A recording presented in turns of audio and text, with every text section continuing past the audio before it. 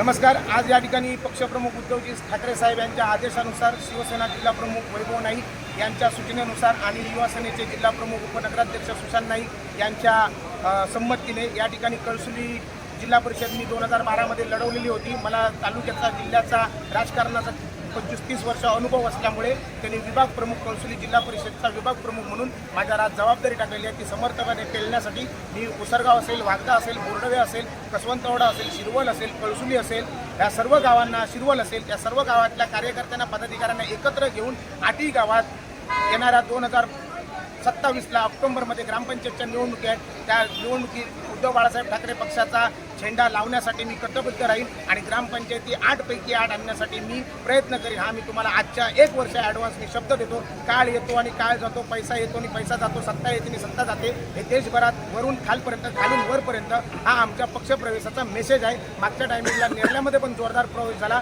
आता उलटी गिरती सुरू झालेली आहे।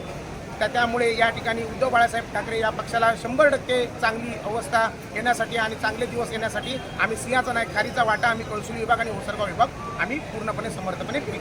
जय हिंद, जय महाराष्ट्र।